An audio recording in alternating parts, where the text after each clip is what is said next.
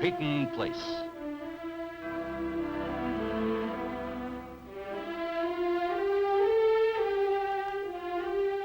Starring Dorothy Malone as Constance Mackenzie, Warner Anderson as Matthew Swain, Ed Nelson as Michael Rossi, and Mia Farrow as Allison Mackenzie.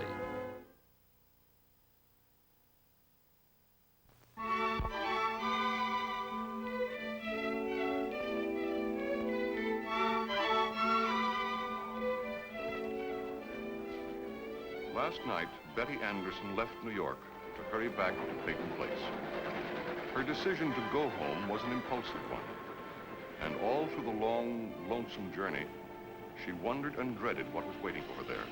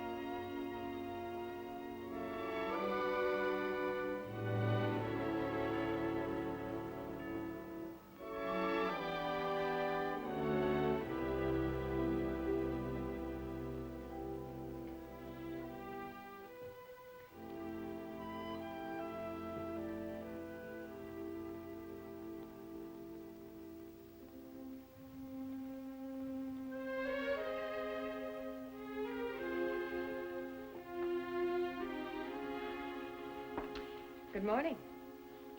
Oh, good morning, Mother. Coffee? Smells good. Have you been up long? Not long. Oh. How about some breakfast? No, thanks, just coffee, but you go ahead. No, I'm not hungry. I like that dress. Thanks. It's a good color for you. Mother, you didn't ask me any questions last night. Well, it was late. And you were tired. Well, I'm not tired now. You can ask me. Anything you want to. I have a better idea, Betty. Why don't you just tell me? Anything you want to. Well, I tried to get a job. I couldn't. Yes, it can take time. I met a girl, a friend. I stayed with her for a while. Did you like New York? All the tall buildings and the people? No. No, neither did I the first time I went. It was sort of frightening. Everyone was so impersonal. I know. I suppose that's what I wanted at first. And later on? Oh, I would have gotten used to it. Betty? Would you have stayed in New York if your father hadn't gotten so ill? Yes, Mother, I think I would have. I see.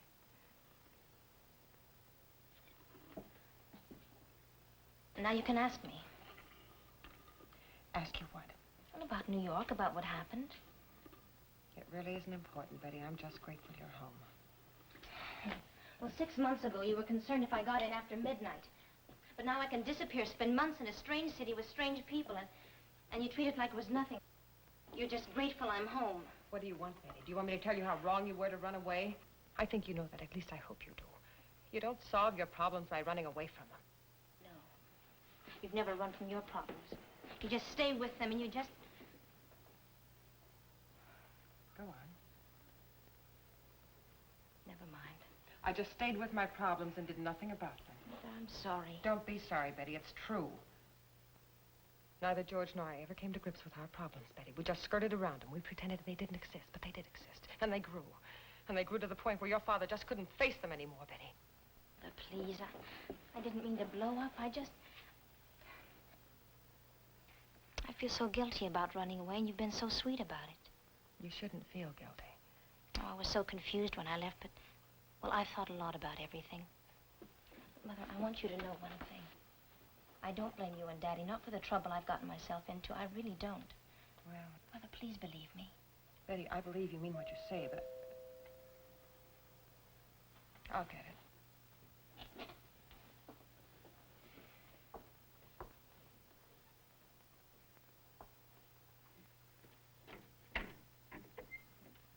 Well, good morning. Rod. I heard Betty came home last night.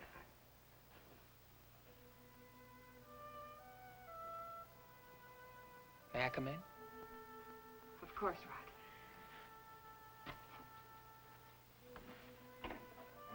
Hello, Rod. I'm awfully glad you came back. I worried about you. I'm sorry it was silly of me to act so childish. Well, as long as you're okay. I'm fine. It was nice of you to drop by. Well, I didn't want to miss you. I know you must have a lot to do. Yes. Betty, if I can help you in any way, if I could drive you, anywhere you want to do. No, Dr. Rossi's taking me to the sanitarium later this afternoon. Oh. Rod, would you like a cup of coffee? No, thank you. No, thank you, Miss Sanderson. I think I'll have another cup. Excuse me. You sure I can't drive you? I don't think so. I know what an ordeal this has been for you, on top of everything else. I'm so sorry it happened. If there's any way I can help, any way at all. Thanks, you have already. I am glad you dropped by, Rod. And I'll call you. Please, If I need any help, I'll call. please.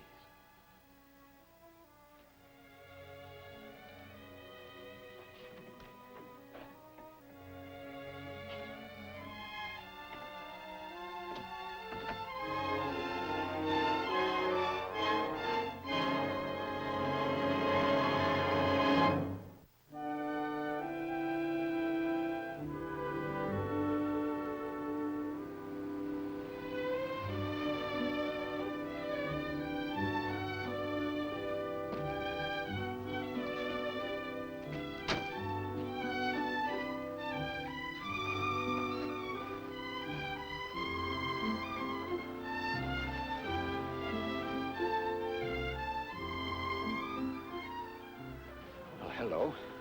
On your way to the hospital? Yes, the operation is at 9. Oh, can I give you a lift? Oh, no, thank you. I don't mind the walk.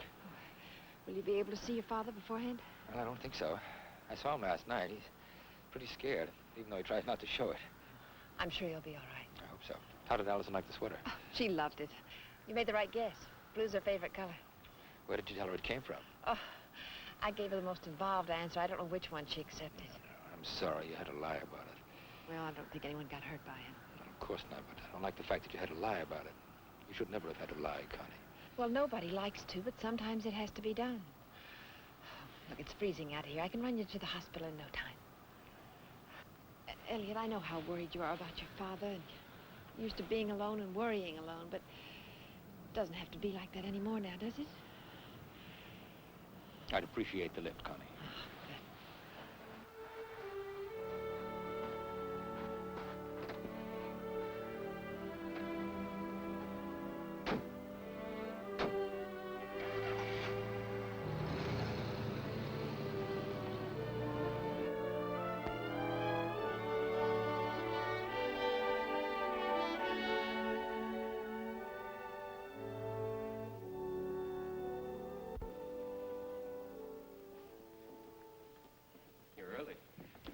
Yes, I know. I wanted to get a good seat. You really didn't have to rush. The students invariably gravitate to the rear of the room. I think they're afraid of me.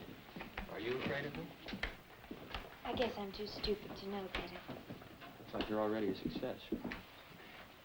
You gentlemen want something? No. Why do men have to practice their girl watching so early in the morning? Oh, I don't know, Allison. I'm supposed to remind themselves they're men. Are you excited about your new class? Excited? I would be. 40 fertile young minds ripe for cultivation. Is that the way you see it? You don't take things very seriously, do you? Well, I've been teaching freshman English for several years. That's not just what I meant. Allison, did I offend you yesterday, arguing with Elliot Carson? No, you didn't offend me. You surprised me. What?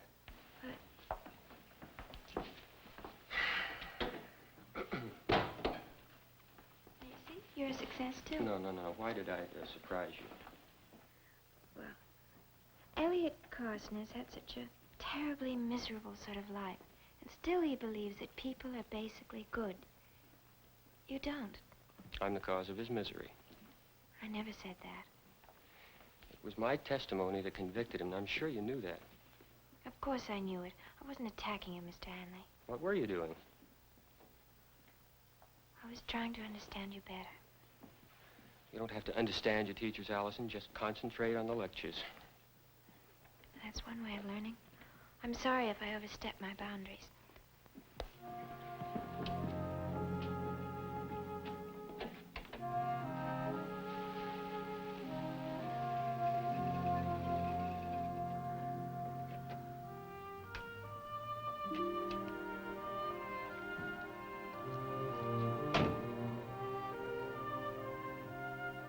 Connie, you really don't have to stay. Oh, I know. But the store's really never very busy on Mondays. I can stay for a little while. Well, we might as well sit down. I get you some coffee? No, thank you. Well, everyone says that Dr. Rossi is a very fine doctor. He is. You know him well? Oh, I've known him ever since he first came to Peyton Place. Actually, I met him one time before. Oh, where? When Allison was born. He was an orderly on the ward. He doesn't look old enough. And then I guess some men stay young. People lead different lives, Elliot. Yeah, sure. I had a feeling you were good friends. Oh? That's a thought I had the other night when I saw you together in the store. Just an attitude you both had. Well, Michael has been a good friend. I'm fond of him. Fond? Is that all? Oh, never mind. That's none of my business. I'm sorry. I really am sorry. Guess I'm just edgy. I know. I've spent so much of my life waiting. Just waiting.